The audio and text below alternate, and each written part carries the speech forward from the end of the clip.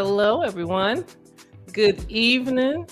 As my last guest said, Miss Joy, she said, good morning, good evening, good afternoon. I don't know where you all may be, but it's evening where we are. Welcome to Feet Planted LLC.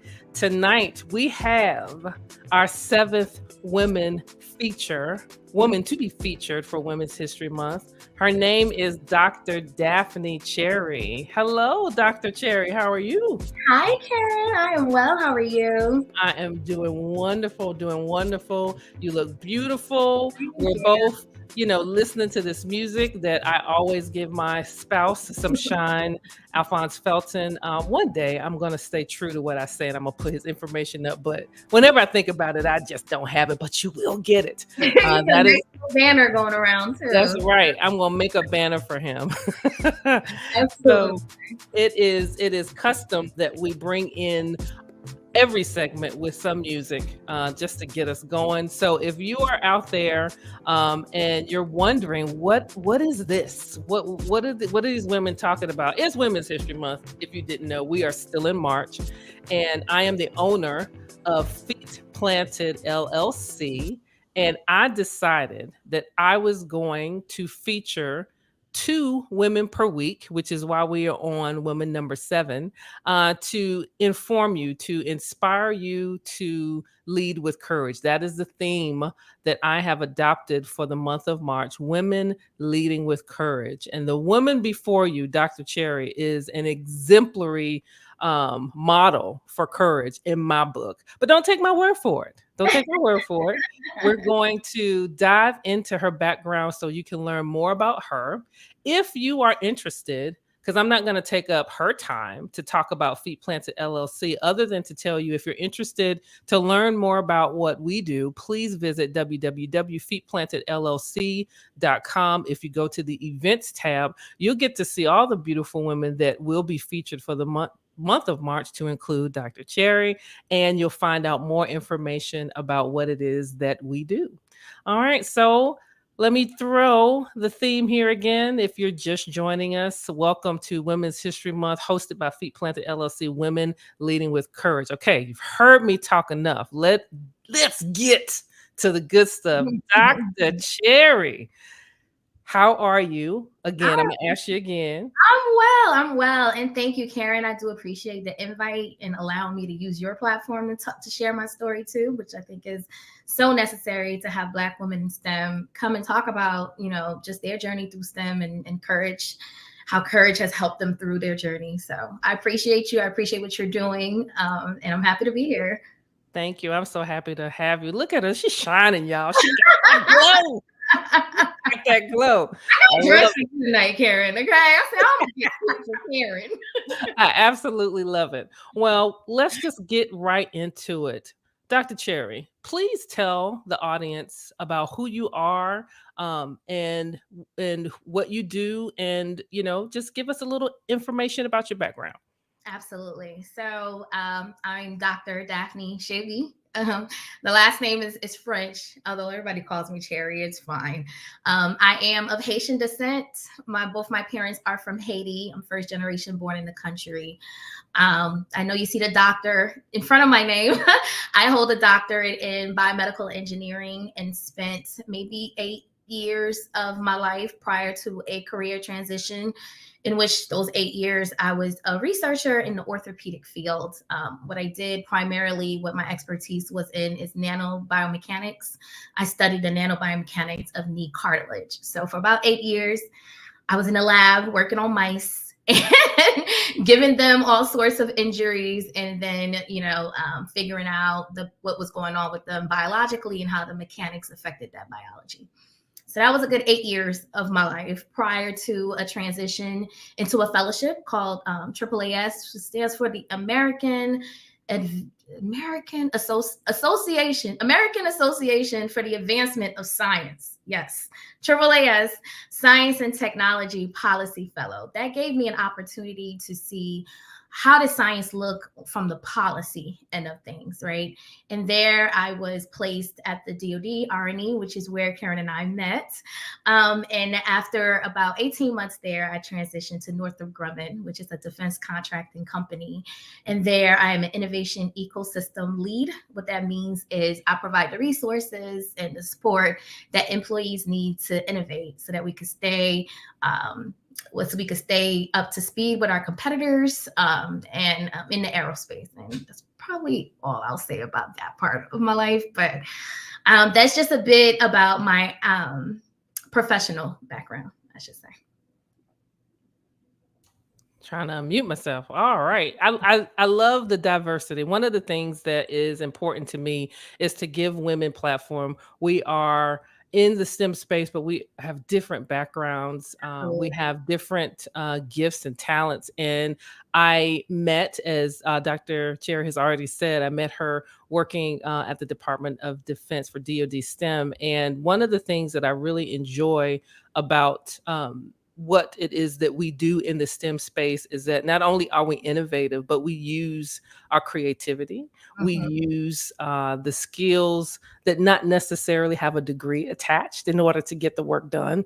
And so I enjoy listening to you talk about your journey as well as looking at her bio. And so I'm going to say hats off. I am sandwiched between two Dr. Mayfields. And so I was front row seat in their lives as they went through that journey. I know it's not an easy one. As an African American woman, we have many obstacles and many challenges, but you did it.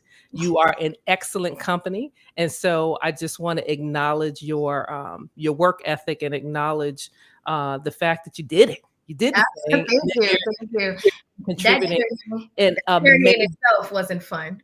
Oh, I'm sure it wasn't. In a major way, you're contributing. Yes. So before we get into the courage questions, I do wanna peel a little bit of the curtain back about your academic transition from academia to the working world, because it's gonna probably tell us a little bit about how you've had to activate courage. Can you talk to the audience a little bit about what that transition was like for you? Yeah, well, there was several transitions I went through prior to that, honestly. So when I went into undergrad, I had every intention of becoming a medical doctor. I grew up, again, to immigrant parents, and to them, it was you're a doctor, you're an engineer, or you're not really doing anything with your life, right? There was like no in between. So although I had like this love for science for a long time, I didn't quite know what was my dream and what was the dream my parents had for me, right? And we'll talk a bit about courage, because I think a lot of my courage comes from them. But in a way, as a child, I ended up taking on just seeing their journey in America as immigrants. I wanted to be this perfect kid for them. It's like I wanted to have the career that they wanted for me, right? So I went through my whole academic journey with every intention of being a medical doctor. I went as far as taking the MCATs. I went as far as applying to medical school and getting into medical school. And then I had to have a conversation then, right? So I was going to start medical school. This is summer after I graduated undergrad, 2010, got into UMDMJ, and I'm like, all right, I guess I'm going to become a medical doctor. This is it. This is what I've been working really hard for. But something inside me just kept saying, like, you don't want to do this. You don't really want to do this. And everybody kept saying, like, you don't just become a medical doctor unless that's something you truly want to do. And honestly, I like to talk. So I'm going to talk to everybody. I'm going to ask you, like, hey, what do you do for a living? Do you like it? You know? Because I believe you don't got to go through the journey to learn a lesson. I could learn a lesson from somebody else. I truly believe that. And everybody I saw in medical school were miserable. Okay. Y'all were miserable. Y'all were not happy. Y'all were not happy. And hats off to you guys, because it takes a lot of studying to do it. But I just knew it wasn't my type of science. I knew I love science, but I knew that wasn't my type of science. So it took a lot of courage to tell my parents, like, I don't think I'm going to go to medical school. And I think my mom might have shed a tear, honestly, because the world knew that they had a daughter the daughter was going to be a doctor. Okay. Like they knew it, and the church knew it, the world knew it, their friends knew it.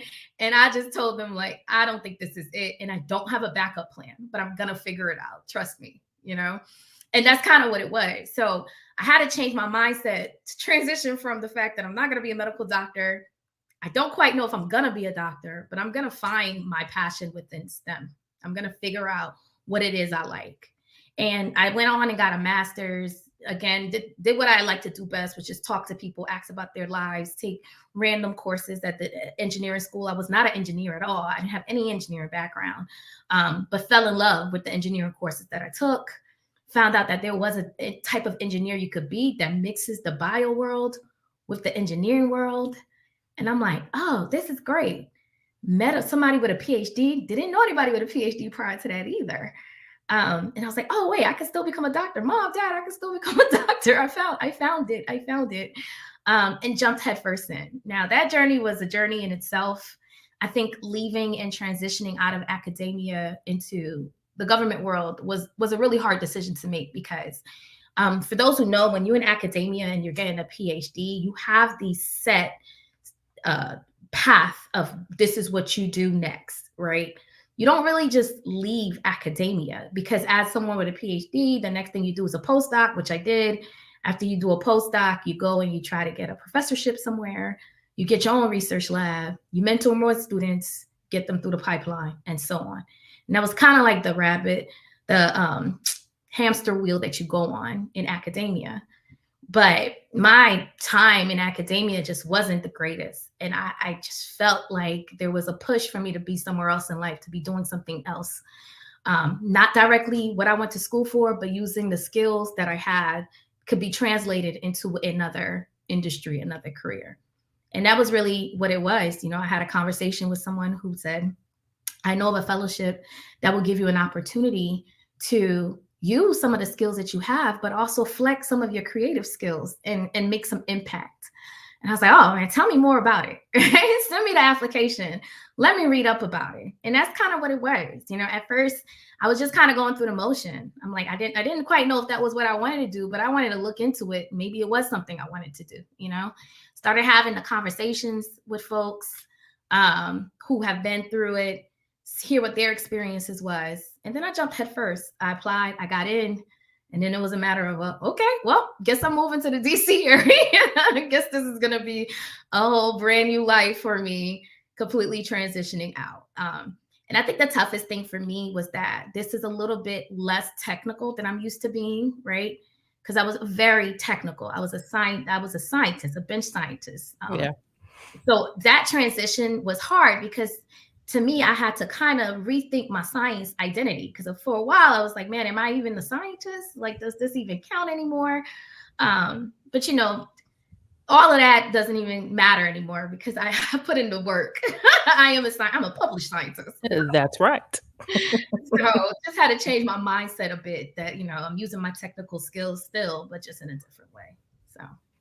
No, there's so many things about your story that I want to dive into, and my custom is to talk about what resonates with me. And what resonated with me with this conversation with Mom and Dad, I don't want to be a doctor. Yeah. That in itself takes courage, to one, recognize that this pursuit is not for you. As a chemical engineer person, medical school was thrown out to me as an option. I don't like the sight of blood. So my answer was no early on. But you came upon that, you discovered it, and you were brave enough to say, guess what, y'all? It's not going to happen this way, but I'm going to figure it out. And that's the statement that I want to get to. When we get to these crossroads in life, it's okay to not know. It is 100% okay to not know. And it's okay to know at first and then change your mind. Mm-hmm. But you said, I'm going to figure it out. And that opens the aperture for infinite possibilities. I love it. You also said, you talked about your transition from academia, and what resonated with me is that you're a risk taker. You are a risk taker. And I only say that because it takes, again, the theme is courage. So yes, I'm going to be beating that theme into the ground, but it's real. It takes courage to take risks and to pursue and go into the unknown, even when you're not sure, you don't know what it looks like, and you did that, and that morphed into other opportunities. So, message, looking at the green button again, when in doubt, ask questions, Yeah. find out, probe, and don't give up, and you will figure it out. I love it. I absolutely love it. And the Um, networking part is it to me, it's the most important part. You really have no idea who in your network can open up these opportunities for you. The fellowship was a conversation I had with my girlfriend. mhm. This job that I have now was a conversation I had with my girlfriend, right? This all my opportunities have come from voicing my passions, my likes and my dislikes, right? Yeah, you And gotta know them all. the people around you is kind of like, oh, but I know this opportunity. This opportunity would be great for you as long as you're willing to put in the work, which is key, right? Because putting in the work is key too. You can't just show up and think that you're just gonna be great and everybody's No, just gonna love you. right. That doesn't really happen either. But showing up and actually doing the work, that is key. And what I will say is that um, I didn't even really realize that I was a risk taker till you said that, which is it's kind of true because I've jumped from It's definitely true. but what I would say is that it's ugly each time. That transition is ugly for me each time. Like it's never like I made the decision and I jump right in. It's always like I made the decision and then there's a bunch of things in my life that kind of try to makes me want to renege and stay in that comfort zone that I was in prior, Mm. right? Because it's so easy. Like to be real, my PhD was hard, yes, but I did a 5-year PhD, then 3 years of work within my field afterwards. I became an expert.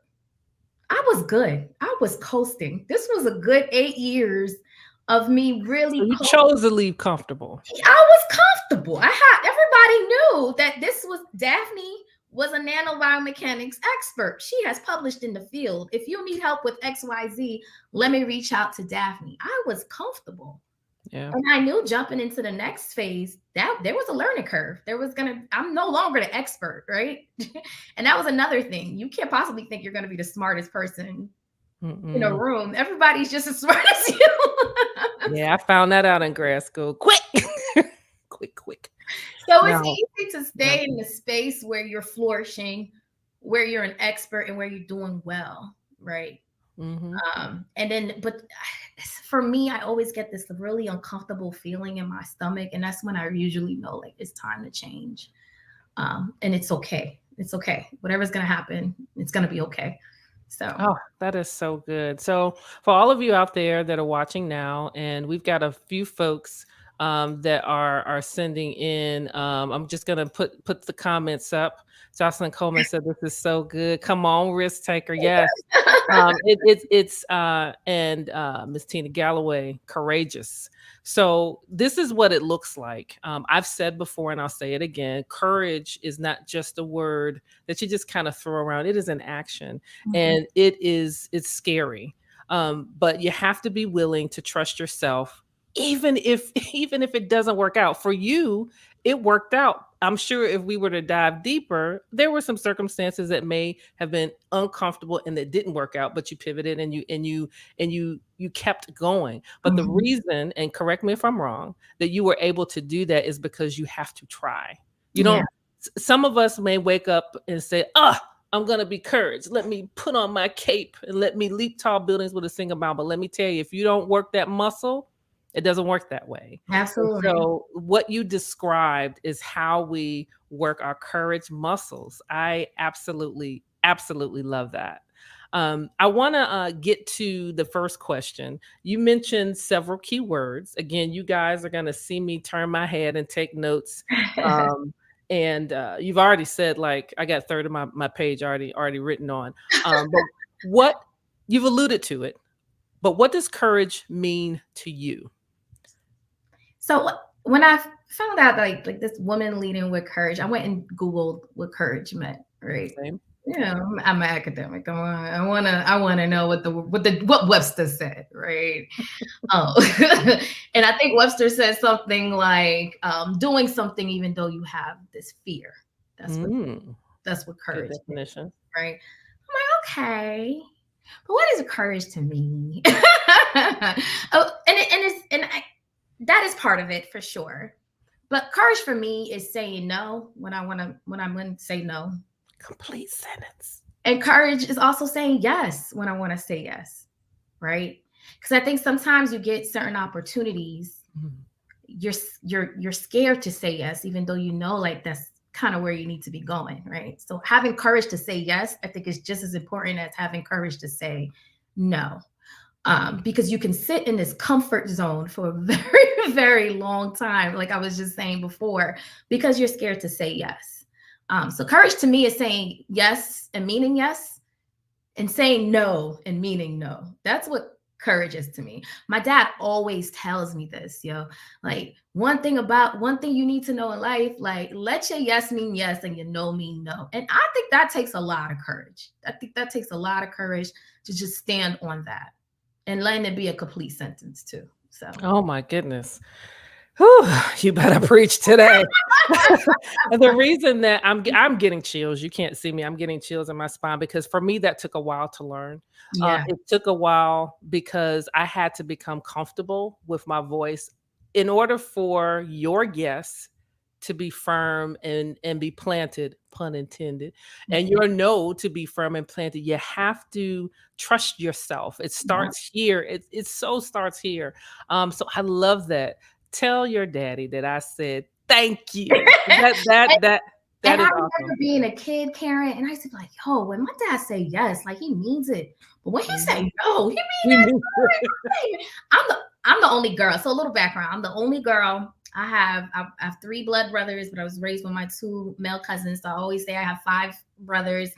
I thought Daphne, at the very least, you're going to always get your way. But and I'm daddy's little girl, but when my dad said yes, he meant yes. And when he Yeah. says no, he meant no. And I don't remember what exactly I was going through in academia, but that's when he like dropped that bomb on me. Like, look, like you need to be able to be comfortable when you say yes to follow through on your yes. So that means you gotta mean it.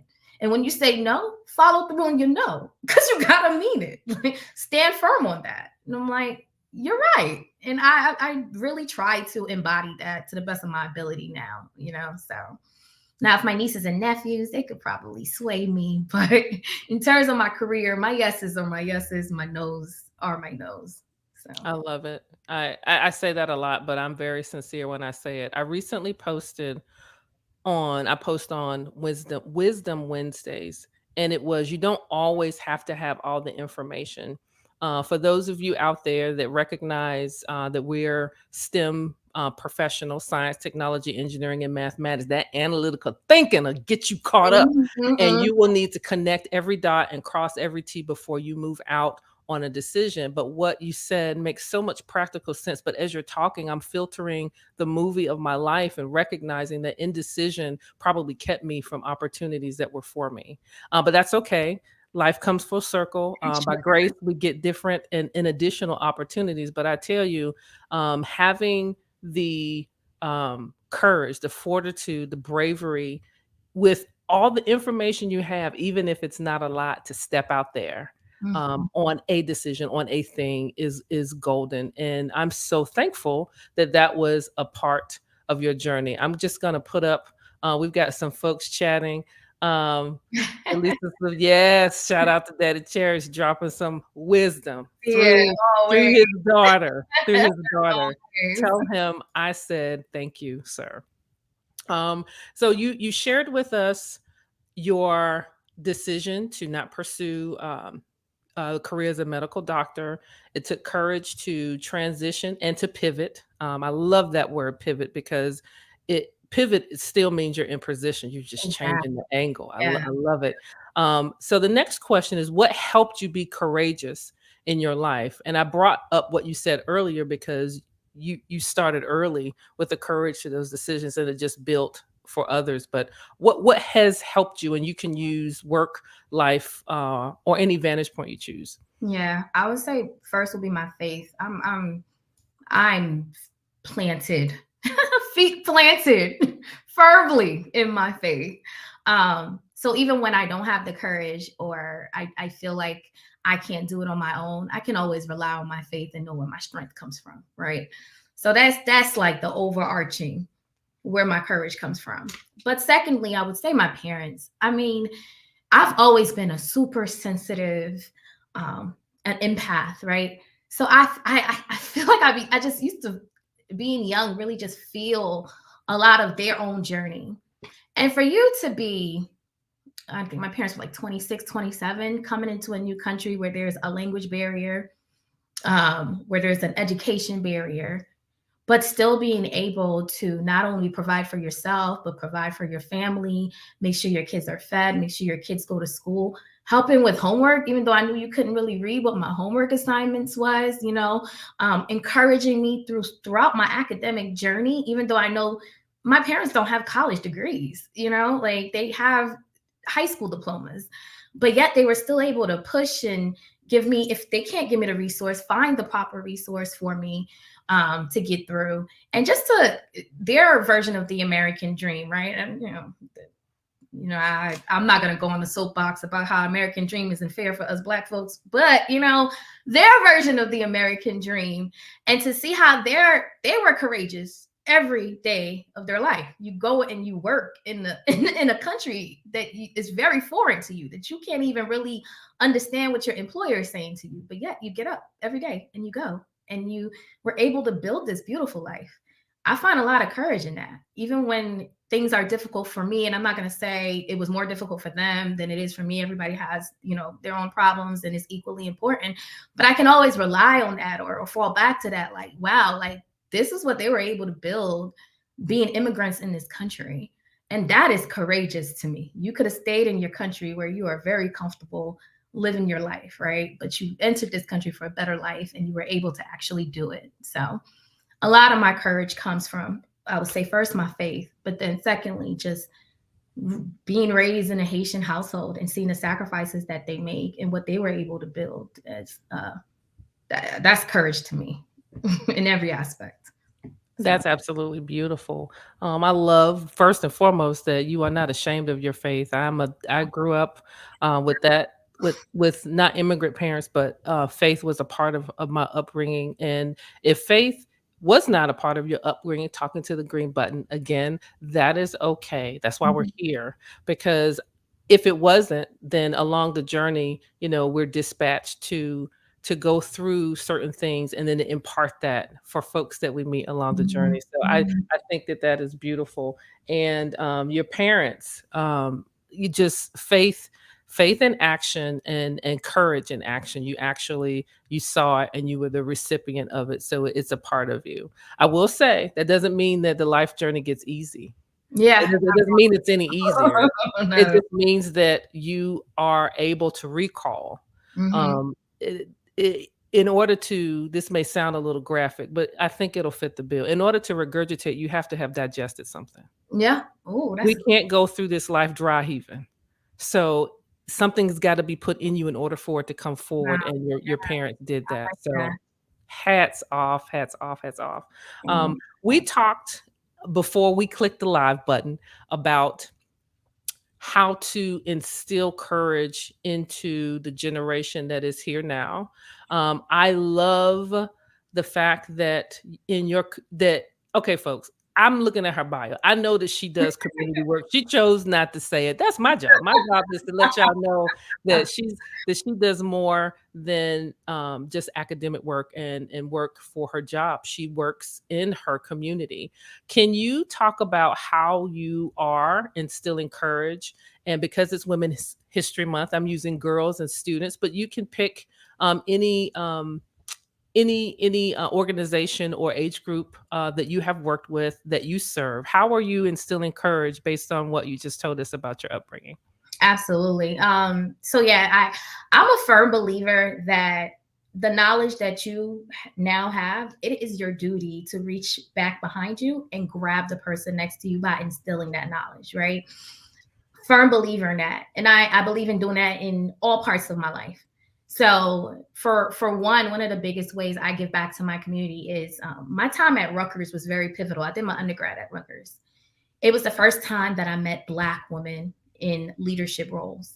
It was the first time outside of my mom that I had a Black mentor or another Black woman I could look up to, who was, you know, the dean of the Office of Special Programs there, and they were pivotal to me in my academic journey.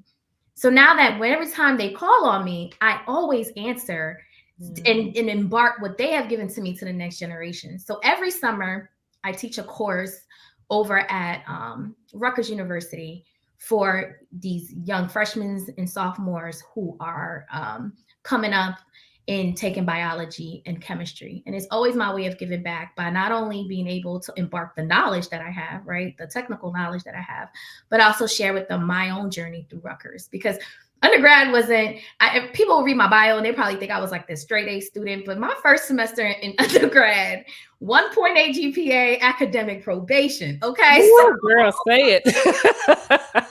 Say it.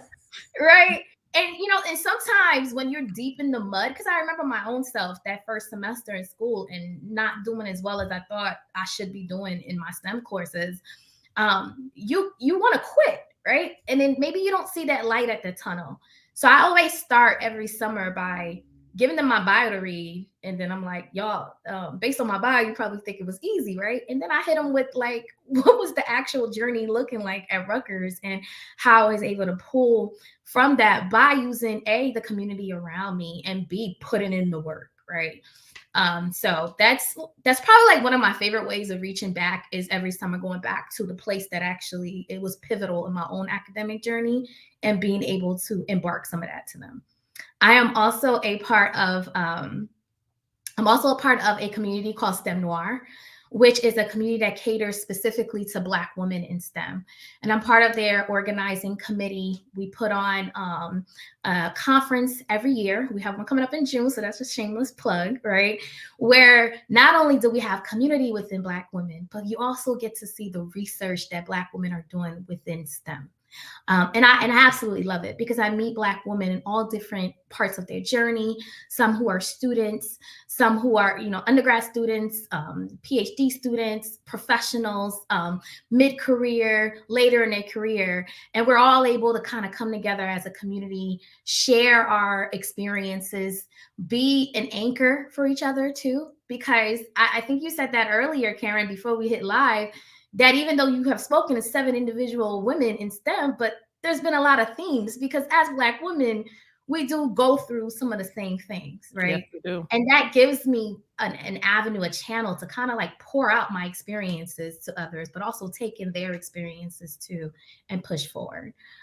So it's another way that I give back. And then I do like things like this, a lot of career days, workshops, any way that I could give back. Honestly, I tend not to say no when it comes to things like this, because I do think it is important to share your journey.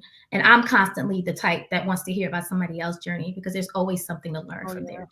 So. Oh yeah, you all are imparting so much information on me. So my guests are a mix of women that I know, and excuse me, we've only known each other for maybe a little over a year, maybe 2 years now. Mm-hmm. And there's some women on the platform that I've never met, that we've only exchanged emails. So we impart information and just good vibes on each other. So one of the things that I wrote down, I'm going to actually throw this up because it's nothing wrong with a shameless plug. I am going to credit Jocelyn Coleman. She was one of the young ladies that made a comment earlier. She actually put me on to STEM Noir. Really? So I go on the site and I was just like, I know her. Like, I mean, and so I was just like, that is awesome. And so for those of you out there watching now or later, this is STEM Noir.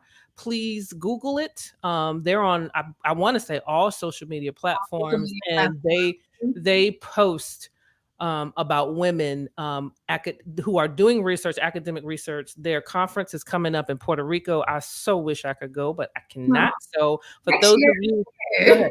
Yeah, next year. Yes, maybe next year. But I just wanted to put that in there simply because they're a great organization. And I love shameless plugs. Nothing wrong. Nothing wrong with out there. And I'm also putting up comments. Jocelyn Coleman's still out there. She's like, yes, take all the credit. You took the credit because I was just like, what's that? And I've been blessed by their posts and the information that they share. They definitely champion women. So thank you to my STEM Noir sisters out there, and thank you to you too, Dr. Chery, for being a part of that group as the communications chair. That's quite Yeah. a role because y'all are on the social media. Y'all do Yeah, the social that's media. me. Everything you see on social media. Y'all are doing it. Y'all are doing it. I love it. Yeah. I love it. I want to piggyback off of something you said in your give back tour, which is what I like to call it. I think it's honorable that we give back and that we reach out and back to help those coming up and around us. Again, we talked a little bit about this. What are you seeing and hearing from students in this day and age? I don't have a problem telling my age. I'll be 50 this year. I've lived a very good life, and I'm so blessed to have made it this far. But let's just be real. Things are different. I mean, I've had my master's degree for some 20 years now, right? It's different. It's very different. What are the students, particularly in the STEM space, saying about their journey in STEM now that is unique to probably what some of my contemporaries would have experienced? Any thoughts that you want to share? Any challenges that they've spoken to you specifically? So I don't know if they're necessarily unique, but I think now we've put a name to them, right? We say microaggressions. Like Yeah, or something I like to say macro. They're not as little as people like to think. They that's are right. That's right. aggressions, you know. I think one of the most beautiful things about now is the sense of like you're not really doing it alone because social media gives you access to so many other women, black men who are in STEM, right? But we're talking about women here. Like it does open up your network. So for a very long time, I was alone in my journey. A very long time until I became active on social media. STEM Noir, it's a group of 10 of us on the planning committee. I didn't know any of them in real life prior to us joining forces to help push this community forward. I did not know any of them in real life. So I think one of the key things that probably is like the biggest difference is the social media aspect of it now than it was back then. One of the most beautiful thing about it now is how vocal we are now. I feel like we do not sit back and just take it anymore. So not only do we stand up for ourselves, but then we go on social media and let everybody know like this is happening and this is what I did. And I love it because there's courage there too. And it's always great to know like, hey, I'm not the only one that's going through that. For a while during my PhD, I shrunk myself so much. For those who know me personally, I love hair, I love nails, I like being pretty, right? But it was always going into lab and hey, I didn't recognize you. Your hair has changed. And instead of me standing up for myself, I would throw my hair in a ponytail or wouldn't get my nails done. Or, you know, I would let people say some of the craziest things to me, like, oh, you're here because of affirmative action. Or even my own, even my own PI wasn't the greatest to me either, right? And for a while, I really felt isolated. I felt like I was going through that alone because I was the only Black woman in my program. So it wasn't like I could look to my left and look to my right and lean on somebody, right? So I went inside myself. I think the best thing I did was become vocal on social media and then met so many other people who were the only ones in their program too, who was going through the same things that I was going through and able to formulate this community. And in the process, find my voice, be able to stand up for myself, be able to stand up for those around me and become like an advocate, not only for myself, but for those that's coming after me, and even those before me. There are times, there's people that I've met across my journey who were ahead of me, who found courage to speak up for themselves because I was speaking up for myself. You know, by the time I left Drexel's, where I did my PhD, and I got to UPenn for my postdoc, oh, you couldn't shut me up. I did not shut up. Granted, I had a better mentor, and he was very open to it. He let me create all these programs over at UPenn that kind of catered more to Black folks within the STEM fields. But it was because I wouldn't shut up anymore. Like, I was like, this is not okay.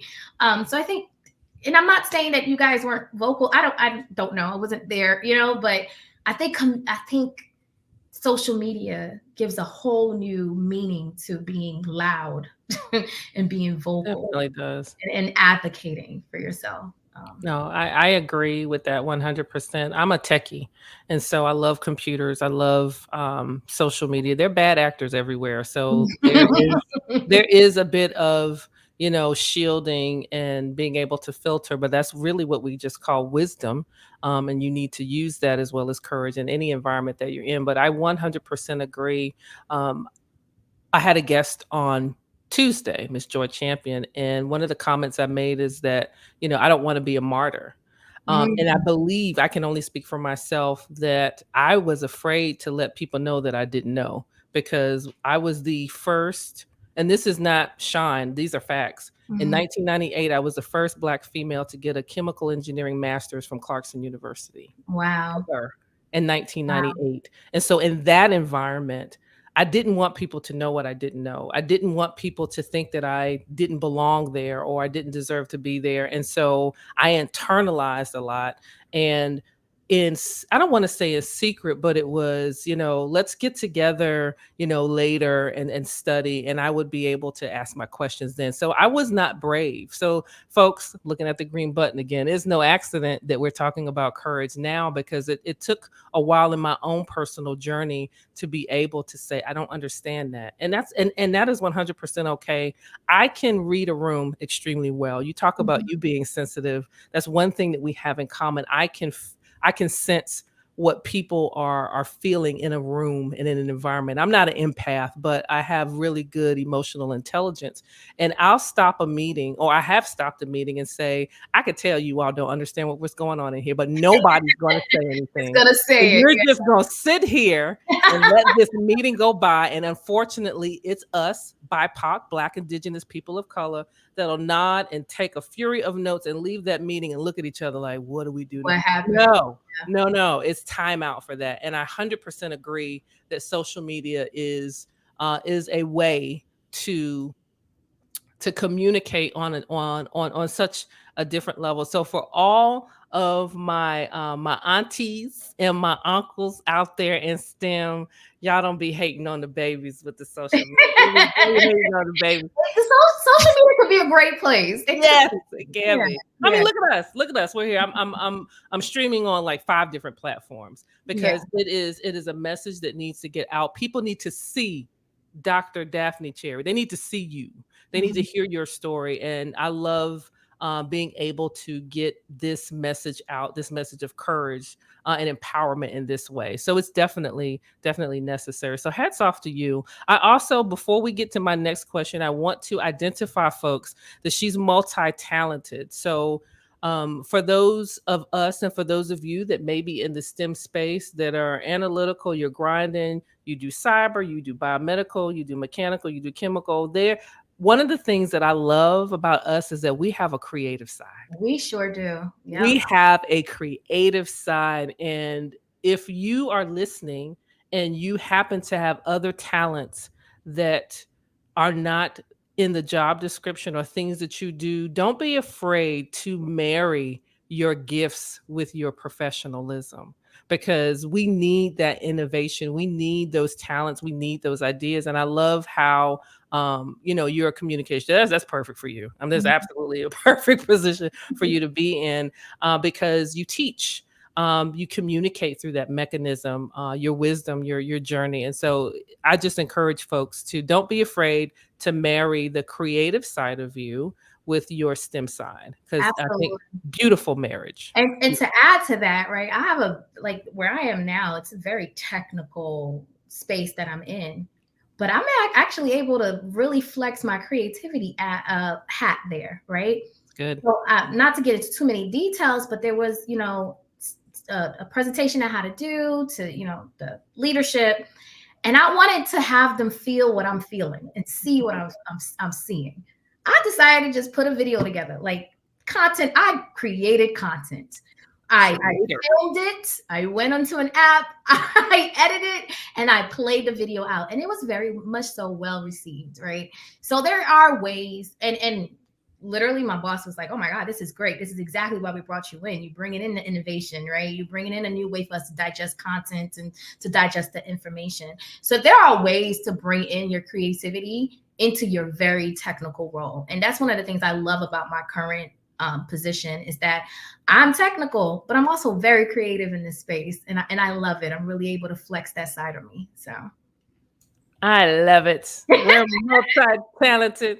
We're gifted in so many different areas. And when I say we, I mean women, yeah. specifically Black women, Yes. or BIPOC women. I'm not going to just pick on African American women, BIPOC women. We bring. I'm going to throw this up here. First of all, Jocelyn Coleman is clapping. She's high fiving what we're saying, and then ma'am YB, if that's how it's pronounced, so dope. So dope. My My May. yeah. Awesome. Thank you all for chiming in. It's very helpful to know that what we're saying, and more importantly, what Dr. Chery is saying, is resonating with you. So, a couple more questions for you, ma'am. Okay. Again, because of our organic conversation, you've spoken to it, but I want you to think from a perspective of your choosing. Why is having courage important in STEM? Oh, well, that's a loaded one. I think, It is. yeah, I think it's important because honestly, you're expected to fail. I feel like coming into the program, I was expected to fail. And I could have easily given into that if I didn't have the courage to push through and actually show that I was meant to be here. So for me, having courage in STEM is important because in every single thing that you do in STEM, it takes courage to actually get through that, whatever the activity is, whatever the paper is, whatever the presentation is. For a PhD, right? I'm going to speak specifically to my experience. There is no real curriculum. So it's not like an undergrad degree or master's degree where you take X amount of classes, you take an exam, you get the grade, you get your degree. No, that's not how it works. For a PhD, you do the research and then you stand in front of a committee of folks and you have to defend the research that you've done. And these are a committee of people who think that they're experts. Well, most of them are, right? If you look at their resume, they're experts, but they're really there to try to tear you down. And when they look at women, they expect us to not be able to do it, and especially Black women. I'll speak for myself. They expected me not to be the smartest one in the room, not to know the answer to that. I remember there was a point within my PhD studies where everyone every Monday had to go up and kind of present on the research they did the week prior. And they'll get 1 or 2 questions, 5-minute quick update, and that's it. I will be up there for 40 minutes defending my work every Monday. Every Monday. And I remember leaving a lot of times in tears, upset, like, oh man, maybe I'm not meant to do this, right? And I think in a way they wanted me to kind of like give up. They wanted me to kind of say, hey, this is not for me, right? But it really just took courage to just push through all of that feeling, all that imposter syndrome, me thinking that I'm not good enough, me thinking that I'm not smart enough, and actually go up there and flex the studies that I've been doing. I'm really big on faith, but I really think like faith without works is dead, right? So if you're putting in the work, if you're putting in the work, you need to be able to rely on your faith, have the courage to go up there and be able to defend your work. You better come on here. It is, right? It is. So Yeah. Having courage in STEM, I think, is extremely important because honestly, people that look like us we're not expected to excel in this field, right? And we have to have the courage to be able to push past what people may think, what people are trying to push their opinions and their thoughts on you, what that little voice inside your head may be saying. Having courage, you need the courage to be able to push past that. Um, No, that's good. That's good. We have a question from the audience. I'll take that. I love impromptu questions. So, um, Tina Galloway, she's another baddie. She's gonna be on here in a little bit.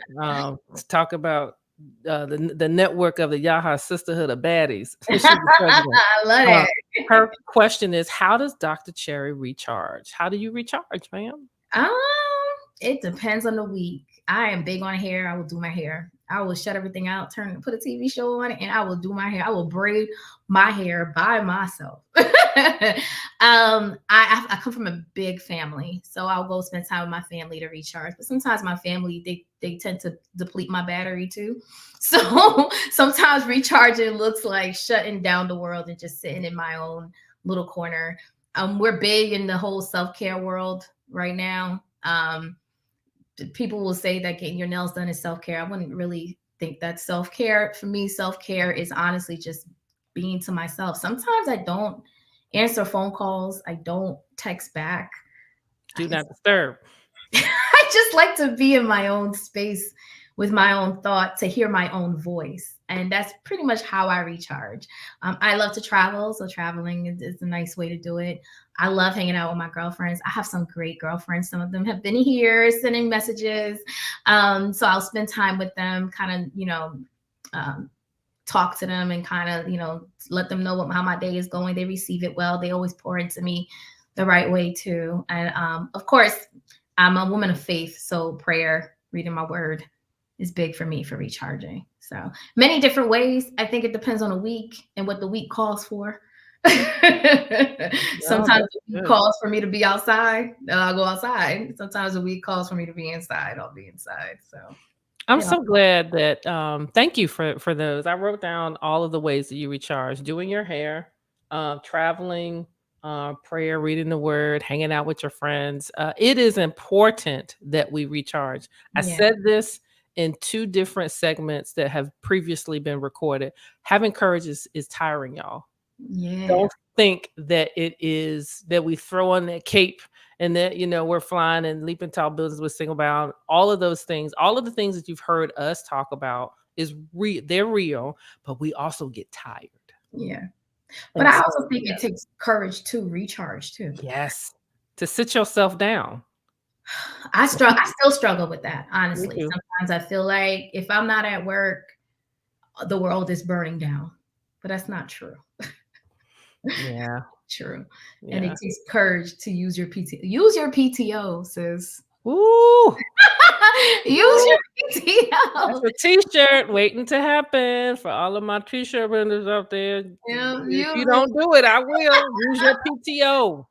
That is real. And I'm speaking to myself too, because I have a really bad habit of doing that. Like I will continually work. And it's a part of being a Black woman too. Sometimes you feel like you got to be twice as better as your counterpart. You got to constantly prove yourself. But it takes courage to know, like, hey, I need to shut down a little bit. So. No, that's good. I just want to foot stomp that you need balance. It is not always going to be 50-50. Sometimes it's going to be 10-90, but we women of color, we need to rest. We will run ourselves ragged to try to prove, to try to excel, and to excel. I won't even say try.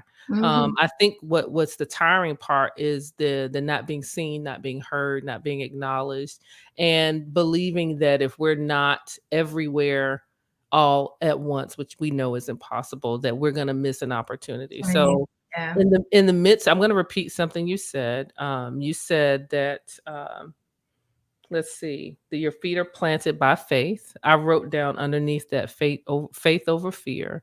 And I just want to share with everyone out there, you don't have to take my word for it. Dr. Chery has already said it. Your opportunity is there for you. Your opportunity will meet you. Yes, it will. You have permission to take several seats. Absolutely. To relax and to be silent. Can't let everybody know your movements. Mhm. Sometimes you have to operate in silence, reading, resting, and rejuvenate. So I'm just gonna do another shameless plug. If I'm gonna throw up Dr. Chery's information at the end, and you're gonna tell me how to correctly pronounce your name because I took 5 years of French. I can do it. Yep, Stevie Wonder, my Sherry. Yeah, Okay, oh Sherry. Chery. Okay, I get it. I love it. I love it. I Yeah. love it. I love it. That's what we have to do. So thank you so much, Ms. Galloway, for asking that question. And so I've got a couple more questions for you, but I do want to let people know that you can please put in the comments or in the chat if you have additional questions for Dr. Chery. We will definitely answer them. Well, she will answer them. So don't be shy. Throw them on up here as we go through the evening. One of the questions that I put to you, you talked about your parents. You talked about maybe some of your mentors. You didn't name them. So, who did you see exhibit courage? Can't use your parents because you told us that beautiful story Mhm, already. mhm. So, is there someone else in the past or present in your life right now that you see exhibit courage that encourages you? Who is that, and why and how? I had two Black women mentors at Rutgers University. One specifically that I was really, really good friends with. I really was drawn to her because she was my counselor coming in. And she the first year I came in was the first year she was a counselor, and now she's actually the dean of that school. And to me, I'm so proud of her. It's weird to say because she's my mentor, right? But I've seen her go through. Her name is Dr. Jacqueline Moore, right? So throughout the journey of me being an undergrad student, I saw her as a mother. I saw her getting her PhD, and now I see her as a dean at the same school that kind of helped me along the way of my journey. And she inspired me because she never really took no for an answer. She always went after her dreams, regardless how long it took. And now she holds the highest position in the office. Like, and I think that's dope because like she came in just as my counselor. That is. Throughout that journey, she was able to like not only better herself, but she was a mom throughout the whole time too. And so I saw her like raising her daughter and kind of instilling the same type of knowledge that she was instilling in me into her daughter too. Her daughter was really young when I first met her, like 3. Now she's in college, and Oh, wow. yeah, it's just amazing to see that journey. And to this day, we still speak. I'm pretty sure she texted me like 2 days ago, like, where in the world is Daphney Chery, right? And that's just kind of like our relationship. But I don't think she realized the impact that she's had on me because I've honestly, I've never seen a woman in such a position before prior to her, a Black woman, I should say. So That is awesome. Dr. Dr. Jacqueline Moore of Rutgers University. Dean at Rutgers She's University. at Rutgers University for the Office of Special Programs. Yep. Love it. Love it. I love how when I ask this question, I'm always curious as to who people are going to name. So you may not know, I've had both of my sisters on here, and my older sister surprised me and chose our mother. And then my younger sister chose our cousin. So I love hearing how and who inspires us to be courageous as we walk this life. I just want to echo that Dr. Chery, you are a phenomenal woman, a woman leading with courage. Not only do you have the receipts, but you are making an impact in the spaces that you go in the lives of those that you teach. And I know for a fact in the workforce and within your present employer. So I want to thank you so very much for being a guest. I've got lots of notes, and I summarize. Let me tell you something. I know my attention span, but in case you're tuning in right now, Dr. Chery learned a lot of lessons, mostly from her parents who are immigrants or who were immigrants, transitioning, raising a family of 6, we'll say 6 or 5? Yeah, 6. 6. She's the only daughter, I am. only girl. So we know she's a daddy's girl and she's spoiled. We know that, but that's okay. She chose to step out and not choose a medical career, to pursue medical school, and she pivoted. That took courage. She's a woman of faith. And I definitely have to quote this: to have courage, you said, let your no's be no's and yes, Yeah. and let your yeses be yeses. Be firm and be very clear. What encourages her is her feet are planted in faith. We threw up STEM Noir. I'm not gonna throw it up again. Google it. STEM capital NOIRE. Mhm. She's the communications chair for that, a wonderful organization that I follow myself. And it takes courage to take action in any field, in any place. And then one of our guests asked, how does she recharge? Travel, doing her hair, prayer, reading the word, and hanging out with her network, her tribe of folks, which I think is wonderful. How'd I do? You did amazing. Thank you, thank you, thank you. I don't write notes for nothing. I do it for me, but I also like recapping. So I am going to ask you to have the last word. What words of wisdom would you like to impart on our audience this evening?